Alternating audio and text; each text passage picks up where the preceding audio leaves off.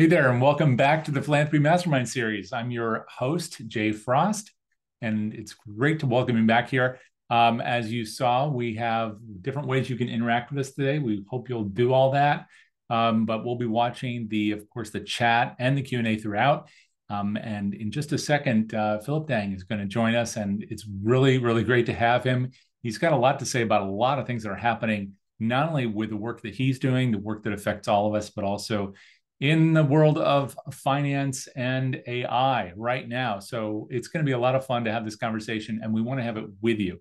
So please be a part of it to the degree you want. You'll find again that it's a perfect place down there in the chat and the Q&A. And I want to thank folks like Jennifer and Alexander for just saying hello. Oh, I should say Sandy, saying hello right here in the chat. It's great to welcome you all here right before Thanksgiving, and we're definitely thankful for your being here. We're also thankful to the people at DonorSearch, our sponsors for the last, well, my gosh, this is season 8. We're going to season 9 in the new year. So grateful to them for making it possible to talk with people like Philip today over these past number of years. And we're planning to do about, I don't know, somewhere in the neighborhood of 80 to 100 sessions next year. So I hope one of the things you'll do is let us know what you want to see and hear, who you want to see and hear from, and we'll make sure that's a part of the program next year. You can also contact me directly about that. That's my email address is available at Jay at DonorSearch.net. But with that, I want to welcome Philip into the room. Philip, if you'll take yourself off mute and on camera. I failed to tell you that I was going to do that. Philip, thank you so much for making time today. Oh, it's my pleasure. I'm really excited for this conversation, Jay.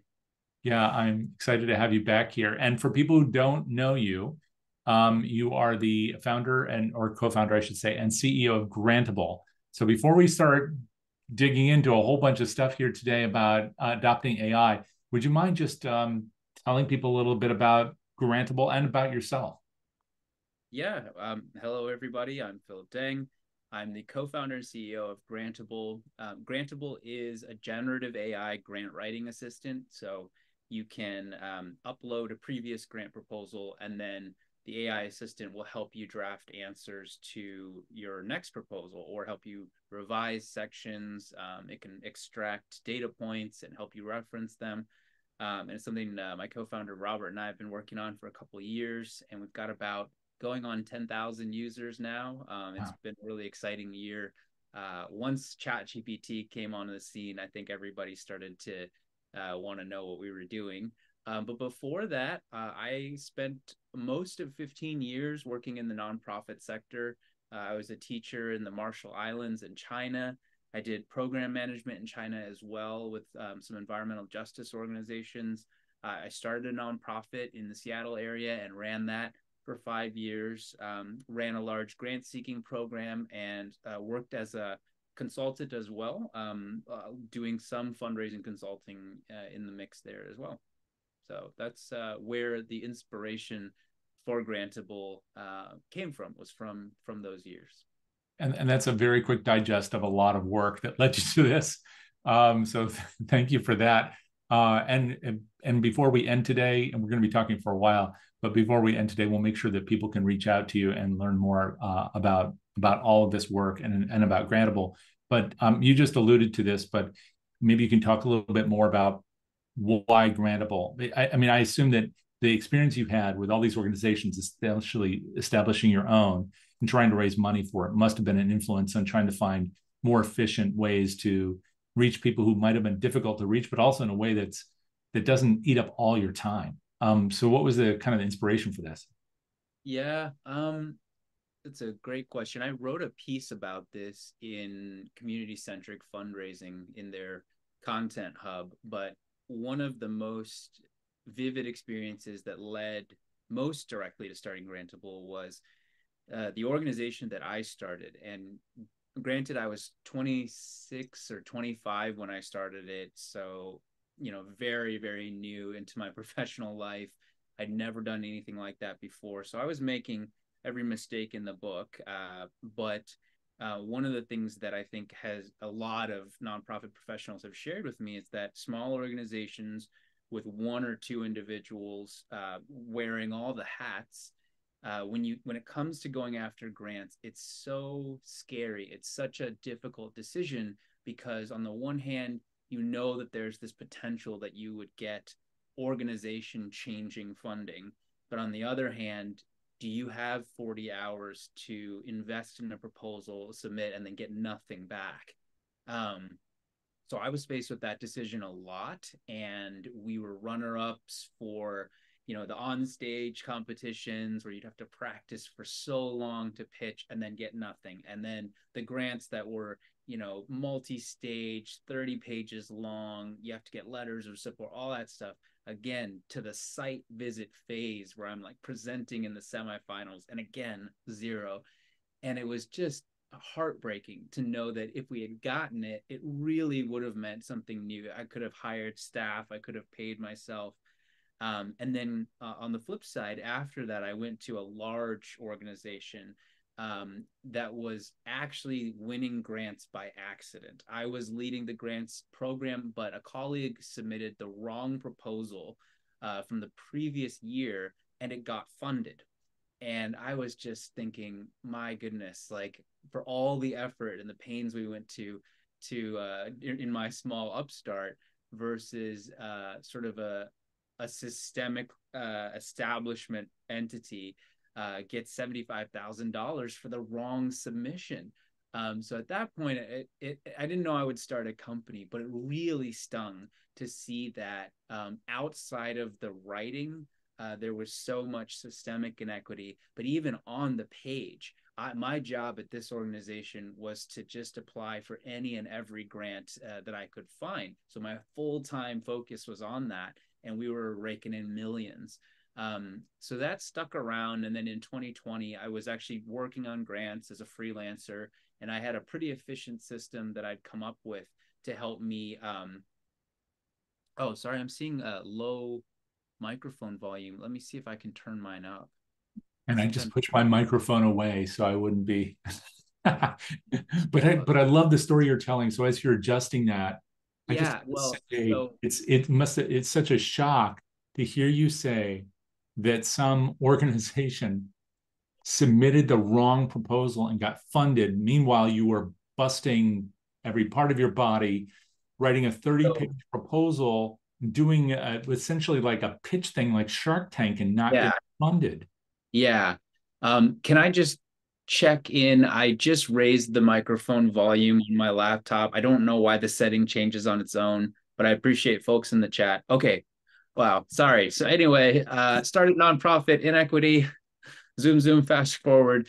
It inspired me to take a process that I was using to write grants really efficiently for my clients. And this was late 2020, this is pandemic times. And so I started to teach myself to code, figured out how to hack together a prototype.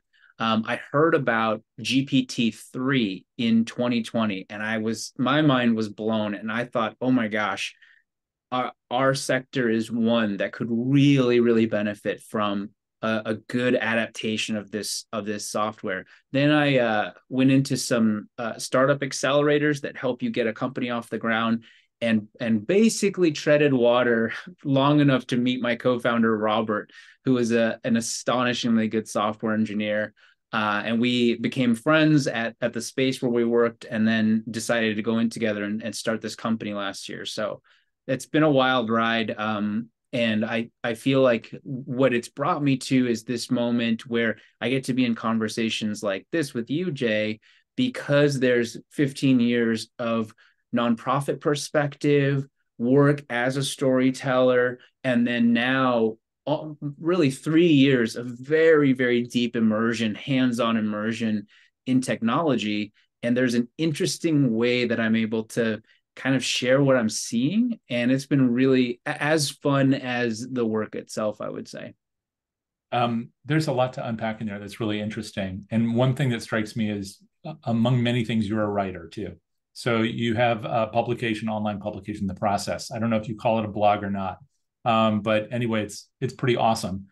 So we should definitely include a link to that. You talk about a lot of things, and you definitely do it as what I recognize as a writer. So And now when we go to ChatGPT, in contrast, I'm not talking about Grantable right now. One of the things that people say is that, okay, great, it's this large efficiency tool, whether it's GPT-3 or 4, but that it's some of it's kind of laughable, and maybe it's the absence of what, as writers, we know as this adage that no tears in the writer, no tears in the reader. Well, there are no tears in AI, so I wonder if how you have found it now when it comes to in the universe of Grantable, enabling people in our sector to use these tools to write in a way that's not only efficient and accurate, but which would be more so probably in Grantable than with ChatGPT, but efficient and accurate, but also, emphatic. I mean, it's emotional. It really tells the story, like you said. How do you make that work? I've never heard that saying, but I really like it. I think maybe there's a different kind of tears in grant proposals, or maybe the same kind of tears. At least I've definitely experienced that as a grant writer. But what I always coach people to do is on the first draft, so the way Grantable works is that it uses your previous writing and uses the writing ability of GPT and helps you reformat. For folks who know about grants, there's a lot of repetition. There's a lot of taking answers 1, 3, and 5 from previous grant proposal and recombining them into what this next funder is asking for. But there are two distinct phases. There's the truly creative phase where I believe organizations should work with a really strong grants professional to crystallize the narrative, make sure that the words are efficient and compelling and can, really tells the authentic story of the organization. That's your raw ingredient that an AI can then take and help you get a lot more mileage out of. So that number one, you're saving your time. But actually, if a human being rewrites that excellent narrative over and over and over, you start to make it worse. At least that's what I've found, especially if you're just trying to come up with something new for the sake of something new. So I think that's where you can find that sweet spot to your question, Jay, about having the AI echo the authentic voice of the human being rather than being the originator of the content and the structure and the perspective. What we've done is really kind of separated out the writing ability of GPT with the story and the identity and the authenticity of each group that is on our platform. I was talking to one user who works at an aquatic research center in San Diego last week, and she was saying one of her hacks is just that she said that it's the same funders year in, year out, but she'll just take a proposal from 2017 or many years ago and just reuse that, but update the numbers, but basically puts them on like a cycle so that hopefully the funder doesn't remember the exact way that they phrased it 5 years ago.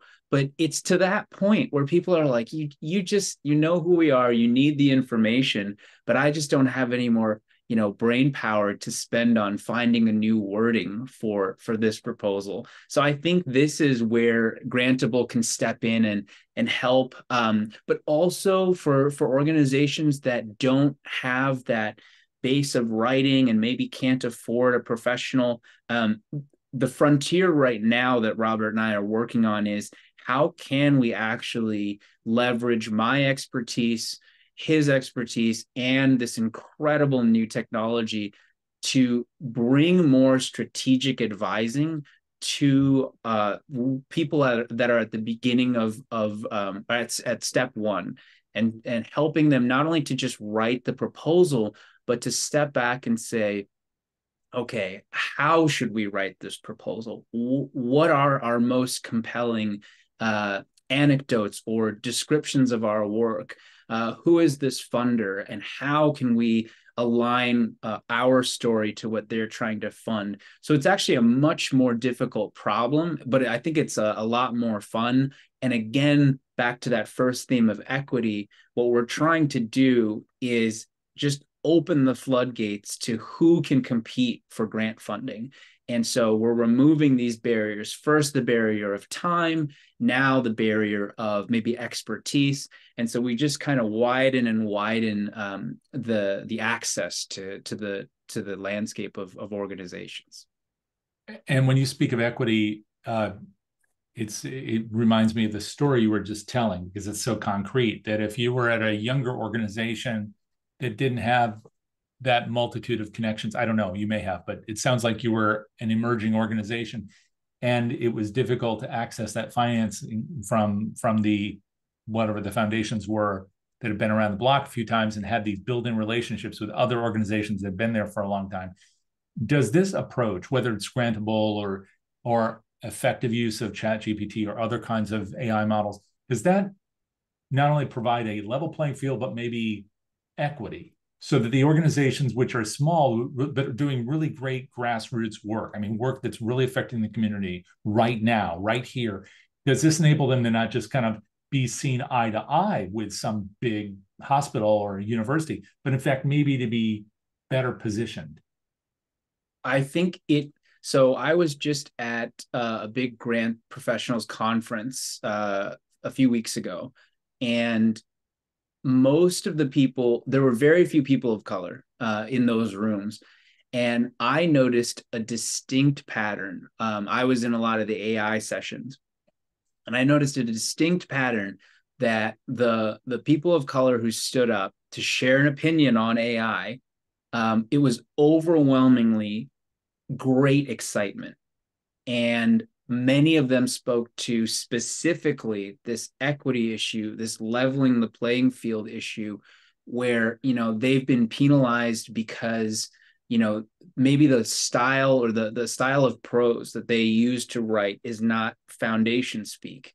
And so, they've been docked for that. But, you never know. You can't quantify that, but you just kind of know that if things are said a little bit differently by one group versus another group, sometimes there's bias in that equation.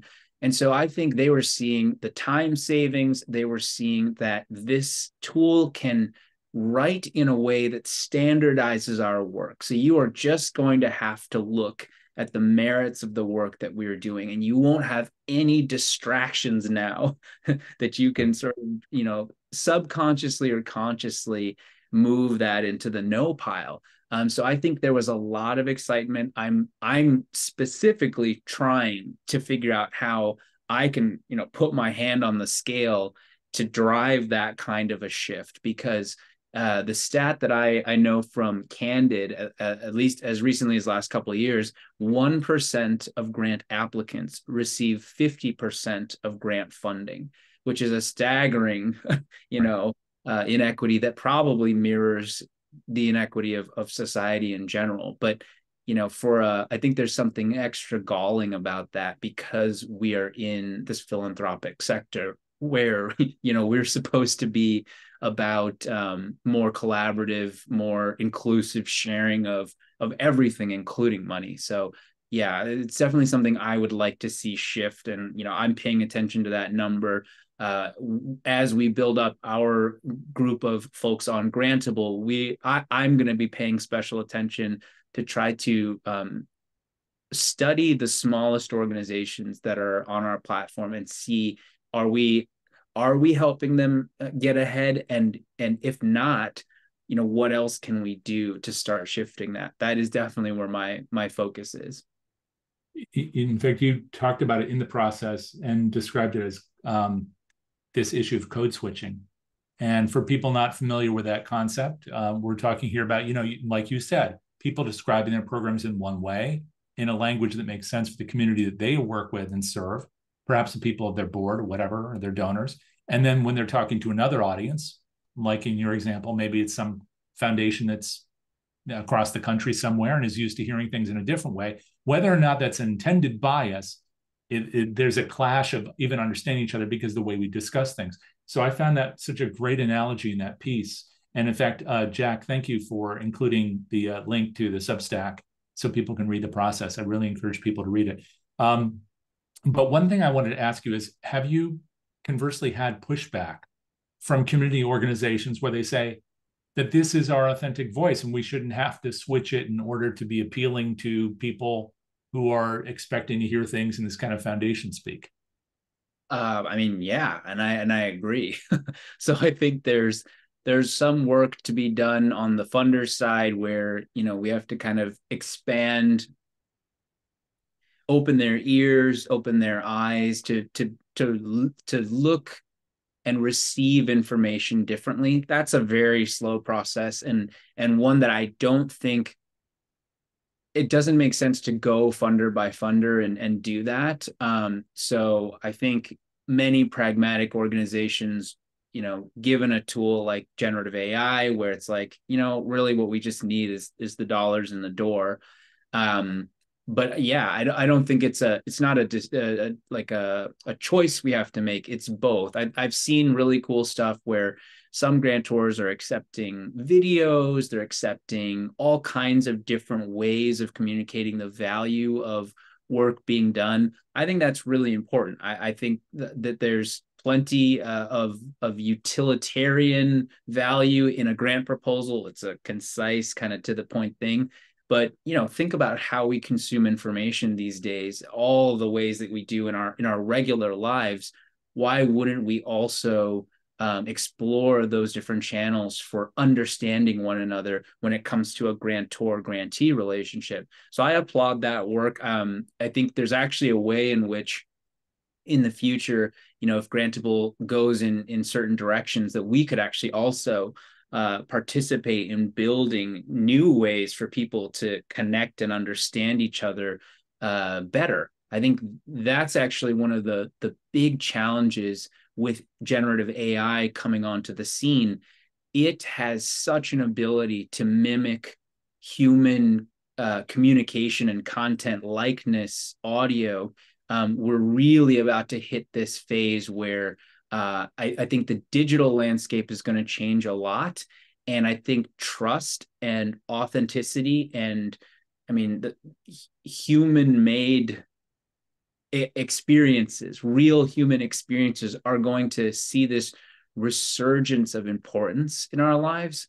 So I think we can't be passive about this. We have to look at how we can use this technology to drive to that outcome. Otherwise, I think the technology itself, if left to its own sort of its own biases, I think we'll get lots and lots of deep fakes. We'll be inundated with, automated sales appeals and fundraising appeals and everything, and we're all just going to tune out because it'll be too much. It already seems like we're running into some of that, and you're now diving into some of the kind of the scary bits of people's understanding of AI.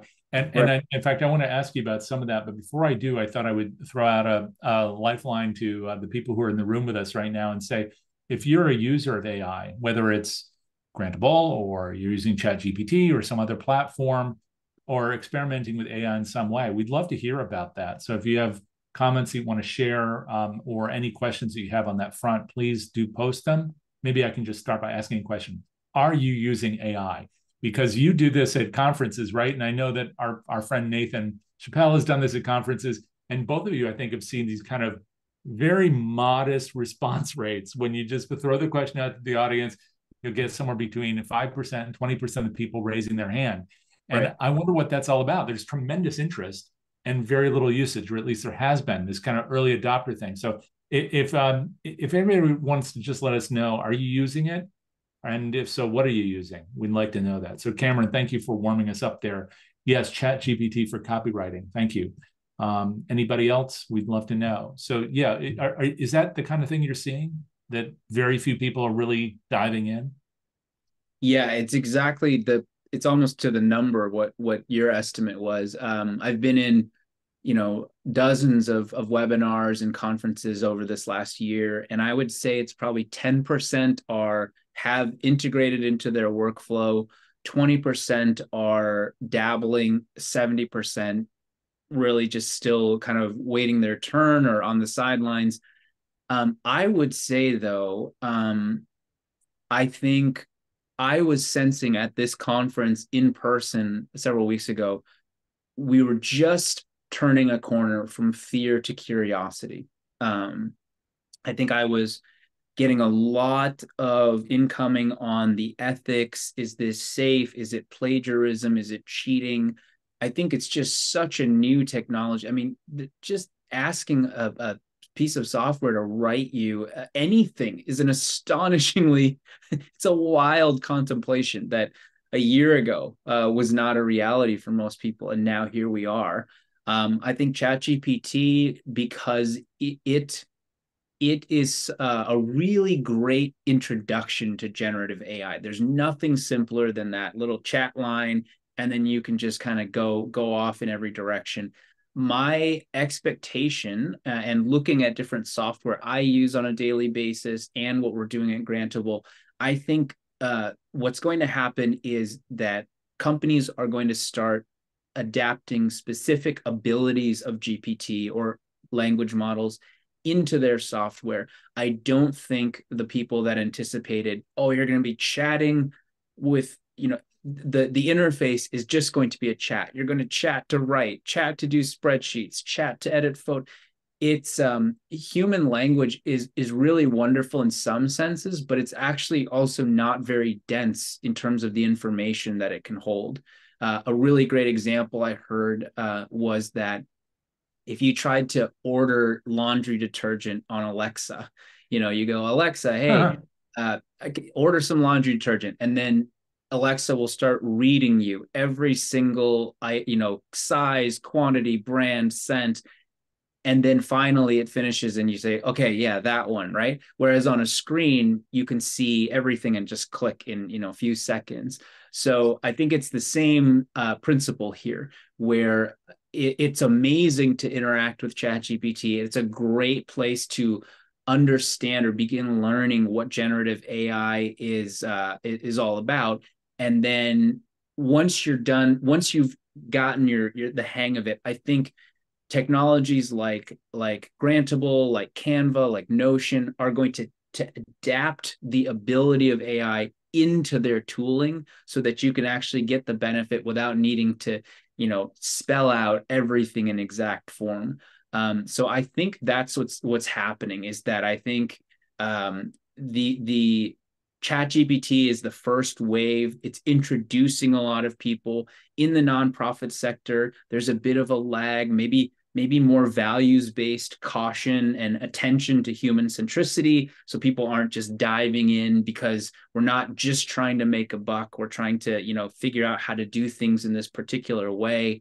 But I think most people are going to play around with ChatGPT. I think it's a really useful tool to have around.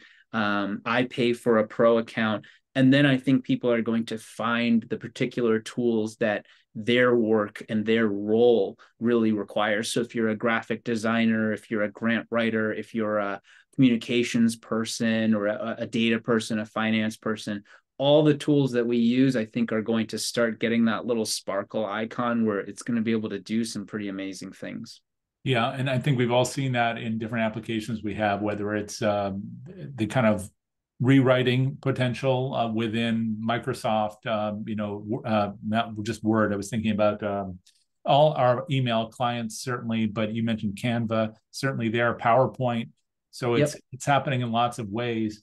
And I want to just acknowledge everybody here for making these comments, Hannah and Jennifer and Catherine and Tammy and Colleen and Alan. Really appreciate that. And we are going to keep reading that out. And if you have questions or thoughts, I hope you'll keep posting them here. But it's good to see a number of people who are engaging with these tools in a way that makes sense for you.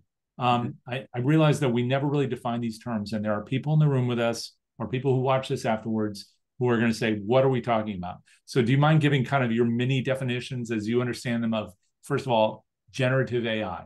What is it? And why is it important? Let's step one step back. Let's start with AI. Right. So AI is there is not an agreed upon definition of artificial intelligence. In fact, folks in the computer science community can actually be, they grow frustrated sometimes because it communicates, a science fiction kind of doomsday scenario, or people over assume intelligence or artificiality. One of the best definitions I've heard is these are machines that we build to be smart in the way people are.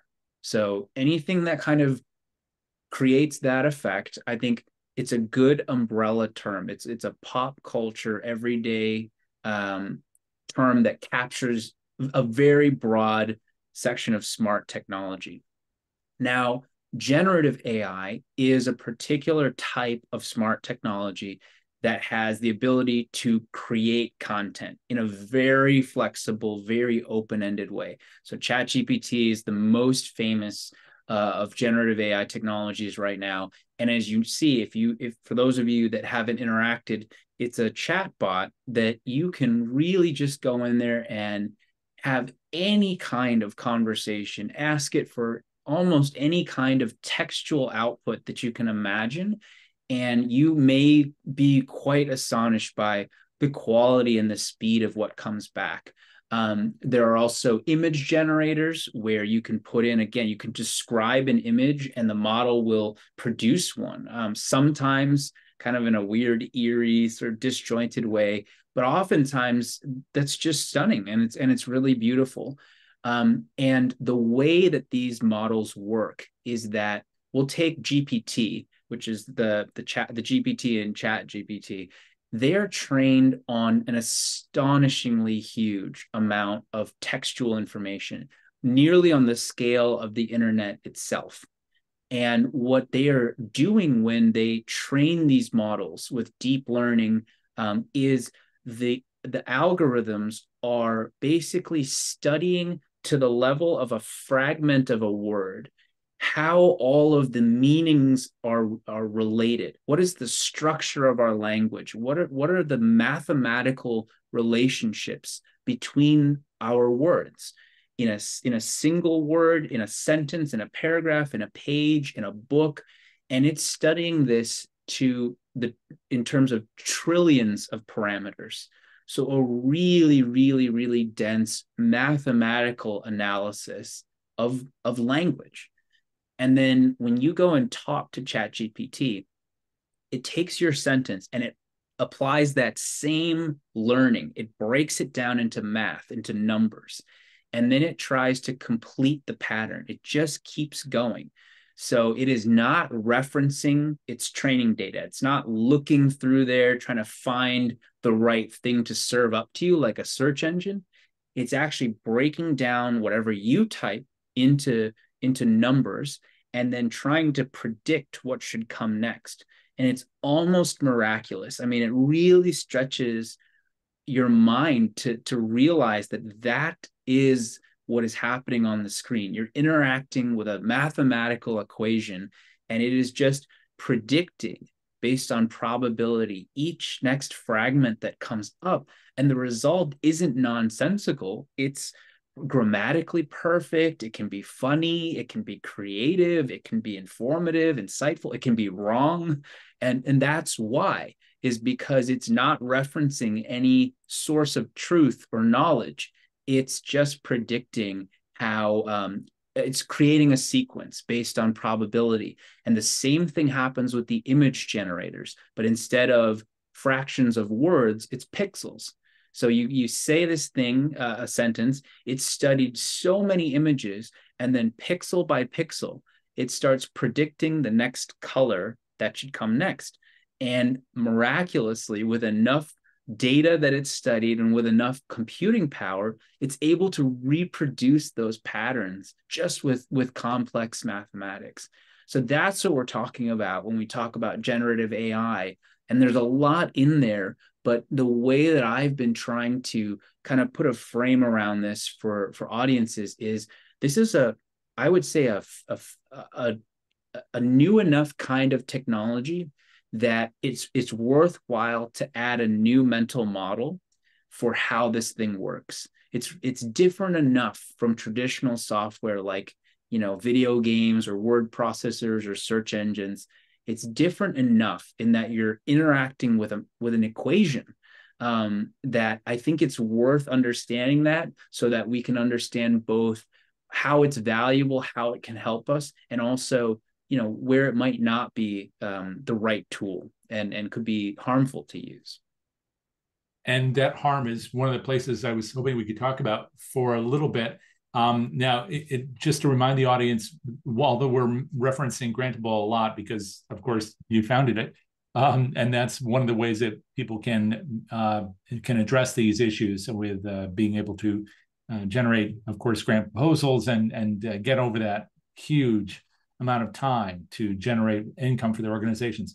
That we are talking more broadly, of course, about these issues. So.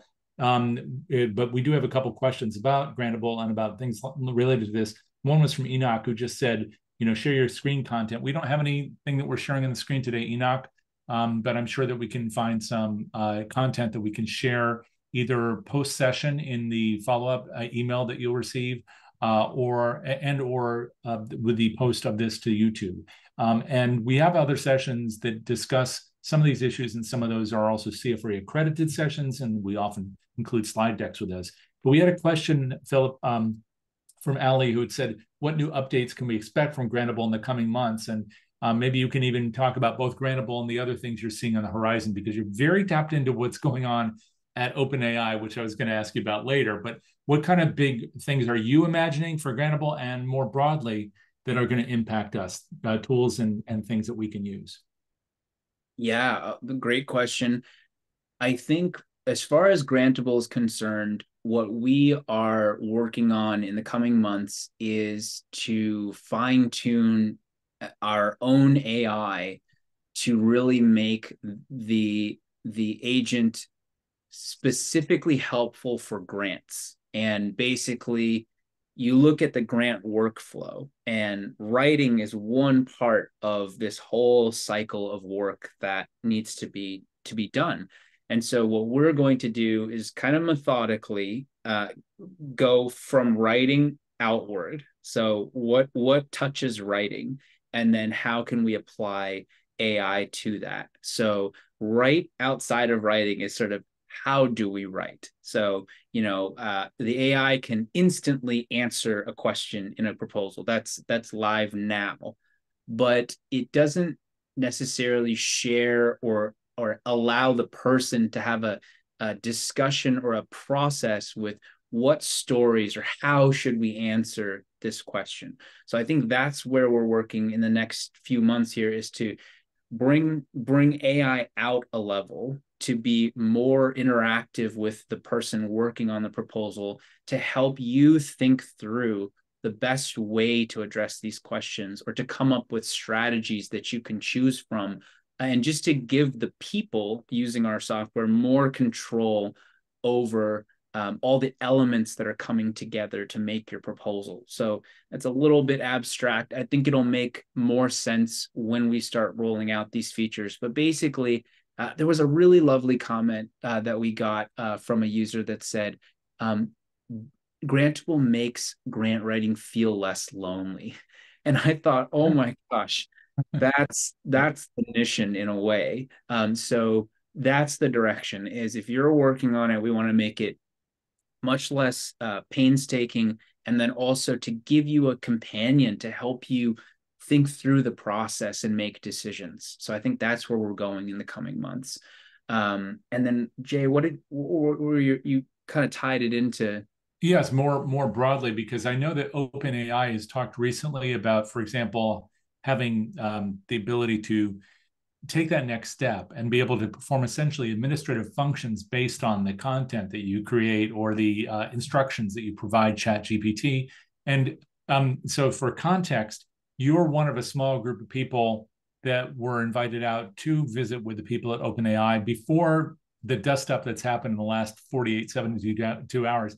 But yeah, this was back in September. And that doesn't mean that you know everything that's happening every minute there, but you have your finger on the pulse of some of this. I'm wondering if you have some thoughts about both predictive and generative AI along the lines of the other things that are occurring that people in fundraising can use beyond grant writing. Yeah, a lot there. First of all, I don't have any. I'm a member of the OpenAI Forum, which is a collective of uh, thought leaders that OpenAI assembled to help them think through how do we introduce AI in a positive way for the world. Mhm. Um, and so I went to their headquarters and met lots of really interesting people at a gathering there. And I was really excited to be asked. Last week they had their dev day, which is sort of like a product showcase. It was the first ever. And I think the thing that made the most news there was that they are going to make it possible for anyone to create their own GPT. That's what they've coined it, but basically to specialize these bots. So you could make, let's say that you have I'm here in North Oaks, Minnesota right now.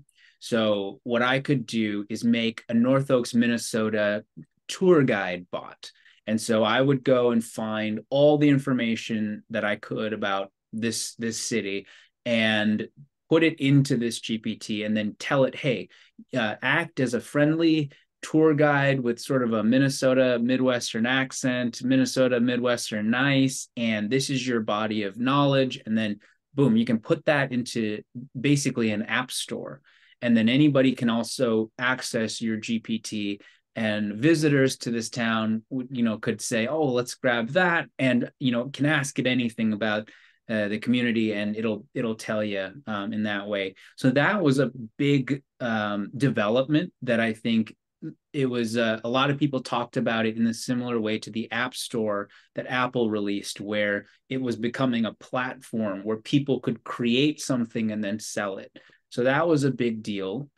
They also increased the window of content that GPT-4 can remember. You can think of it as its memory, so you can reference parts of your conversation and give it a lot more information to reference.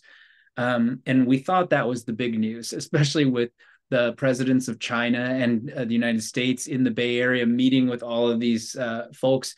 But the big news was that without any warning on Friday, the board decided to fire the CEO of OpenAI, Sam Altman, who is undoubtedly the most recognized figure in AI in the world. And has done, I think, a fairly good job of being a spokesperson, a convener, and has a long history in Silicon Valley.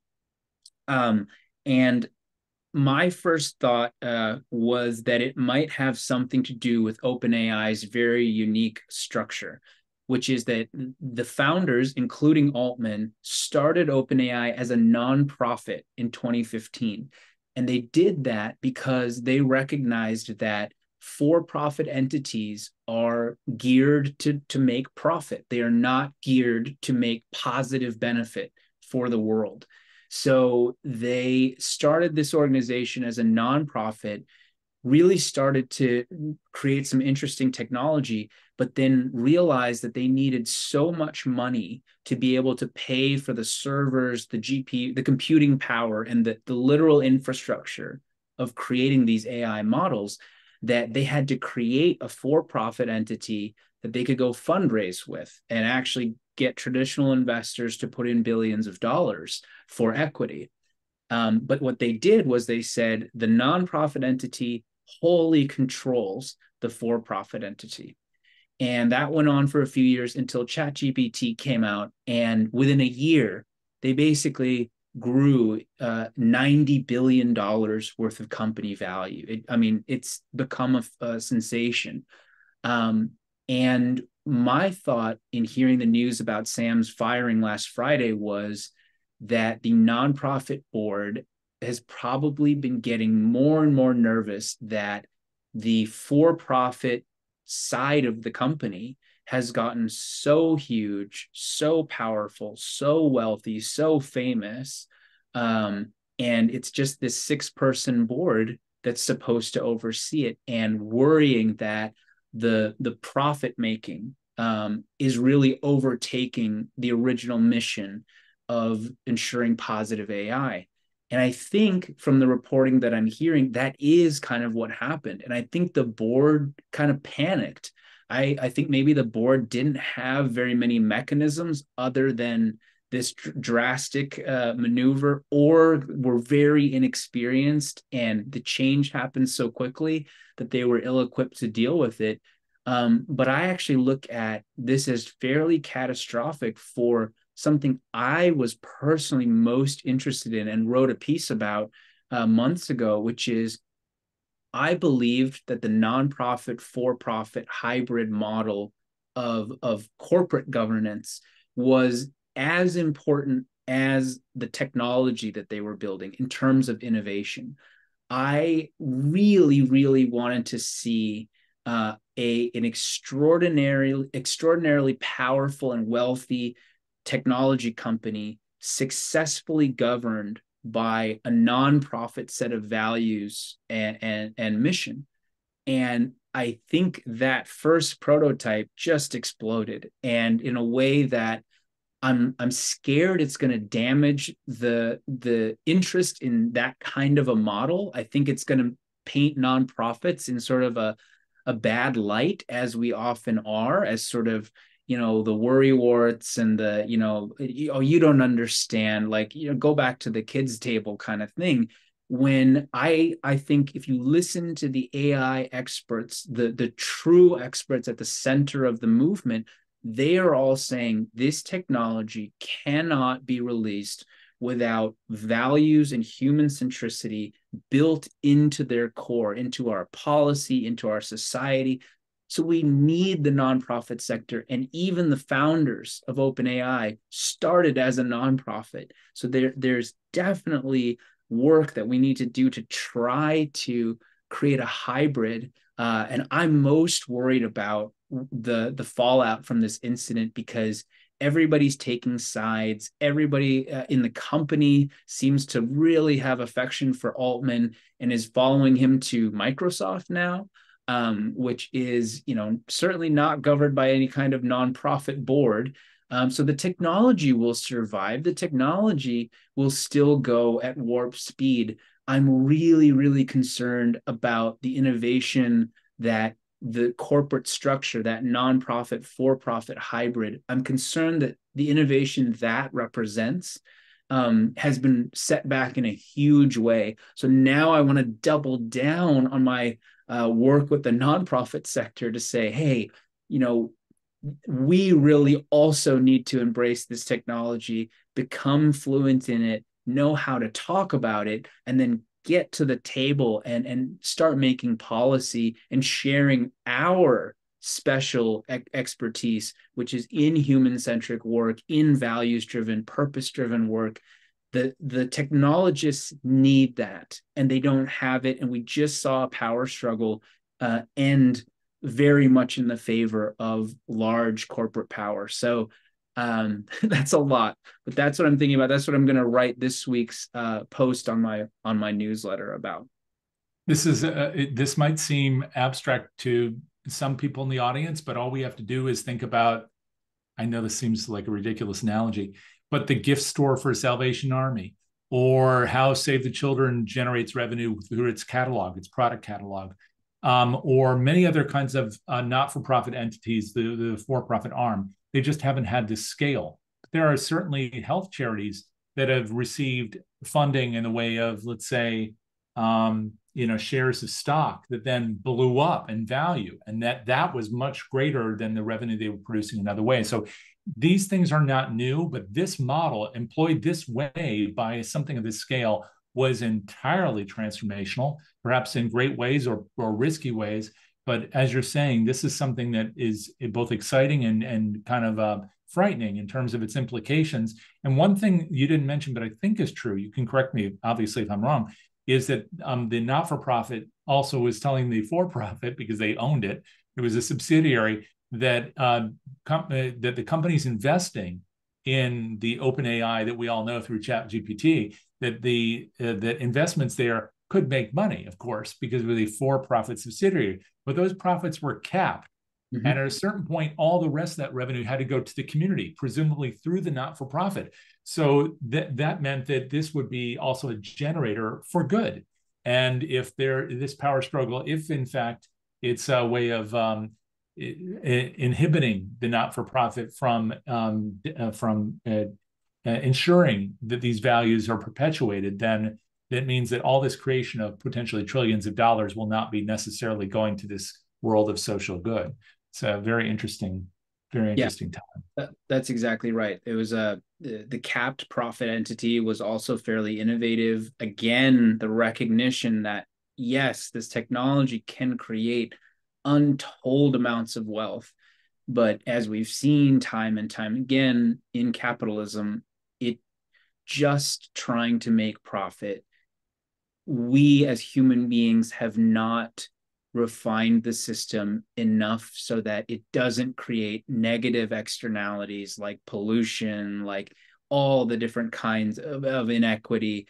There are side effects to capitalism that we have not yet learned to grapple with. And so they recognize that, and they said, this technology, potentially the most powerful that humans have ever created, if we hitch that to profit making, it is just too much.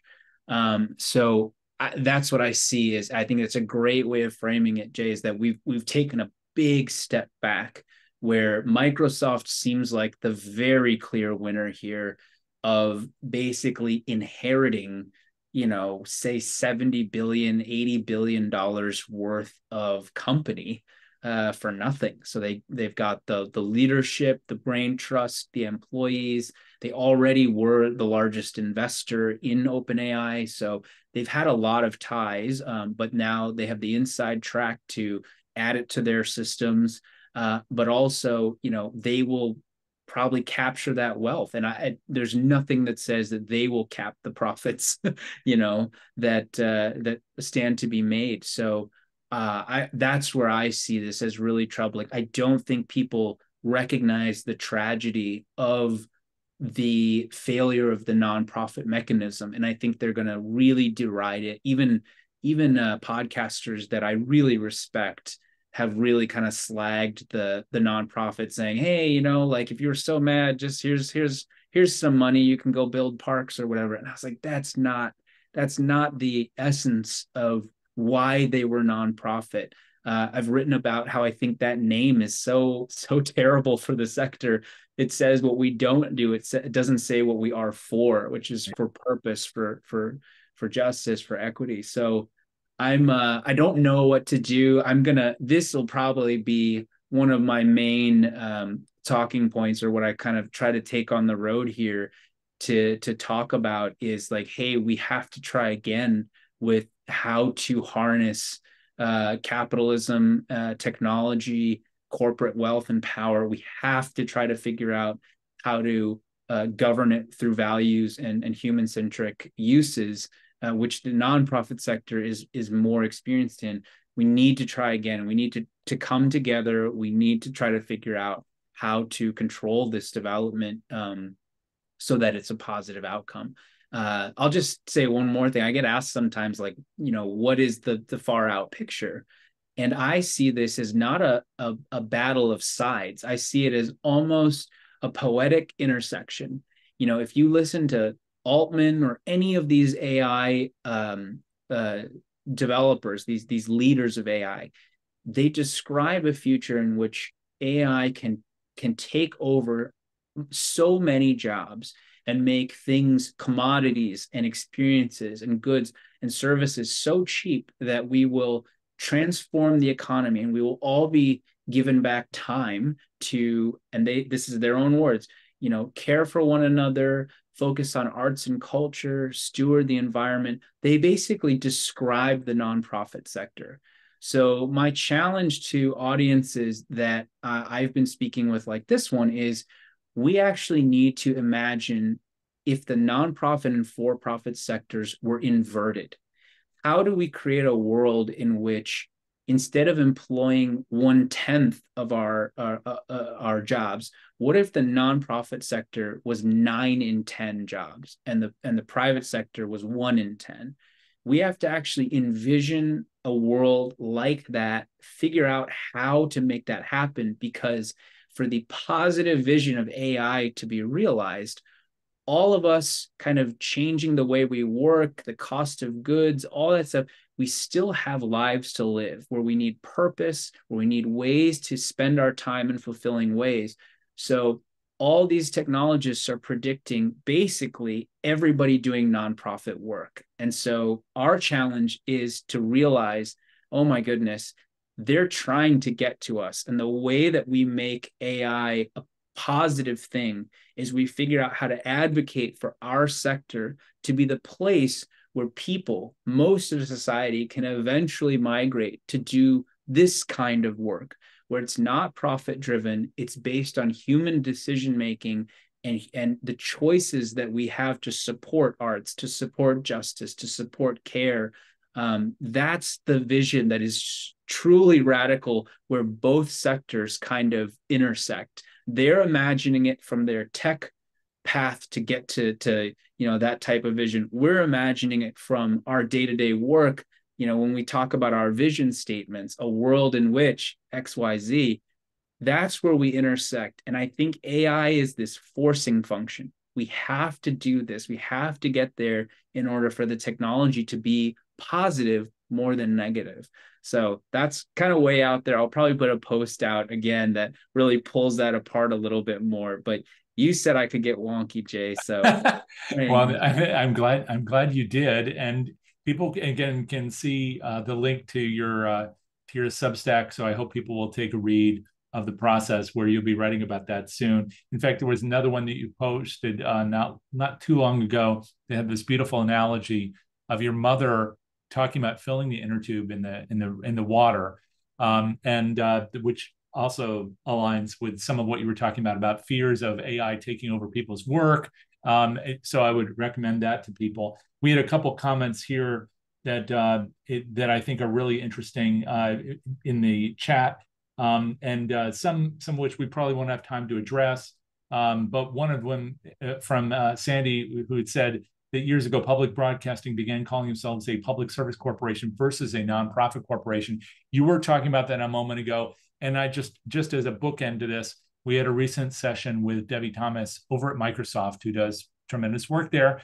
And so we were talking about Microsoft a moment ago, sometimes wondering about their motivations. But Debbie was also someone who talked about this being, I believe, a for-purpose economy. That's the way she thinks about what we describe as the nonprofit sector. So I know we have kindred spirits across the economy if we can just find a way to work together in reformatting the things that we do for the benefit of all. If people want to reach out to you, Philip, and learn more about Grantable specifically, maybe see a demo of it, or just to follow you through your Substack or whatever, what's the best way for people to find you? Definitely. So the Substack has a messaging and commenting feature, and very few people use it. And yet I get that alert immediately. So I would say, please join me over there. I do reply much more quickly than I do on LinkedIn, but LinkedIn is also fair game. And then I'm happy to share out my email too. It's philip.deng@grantable.co. And you can check out Grantable on our website, grantable.co. And hopefully we've made it well enough that you understand what it is and, can get the information you need there. And that's Philip with one L, in case you're listening to this and not reading it. Yeah. And also for Grantable, the Grantable URL? Grantable.co. Easy enough. Thank you so much for this, Philip, and really appreciated the window on all of this. I know we could talk about a lot of other things, but this is probably a lot for people to chew on just today, and also a great way to frame what we're probably going to be hearing in the next number of weeks. So grateful for all of that. Thank you. I'm also grateful to everybody for hanging out with us live, or if you're catching this in the recording, for enjoying this here. You're going to find a lot of other sessions in this series that are of interest, and including a few on issues related to AI, including one we'll have in just a few weeks' time. So I hope you'll be watching for that in the calendar. If you're not familiar with where to get that, you can find it over at DonorSearch.net. Again, that's DonorSearch.net. and you'll see the entire calendar under the resources tab, as well as recordings of sessions like this one, in addition to, of course, their YouTube channel. So I hope you'll check it out there, and maybe recommend this to the people in your office or among your friends who are also having the same kind of discussion about AI. Instead of just talking about how scary it is and robots overtaking the world, having a substantive discussion about what it really means and how it can be helpful to you. So thank you to all of you. Thank you again, Philip. And thank you to our producer, Jack, who makes all this happen. And thanks, of course, to DonorSearch for sponsoring all we do. We'll look forward to seeing you all soon. Till then, take care. Bye, everybody.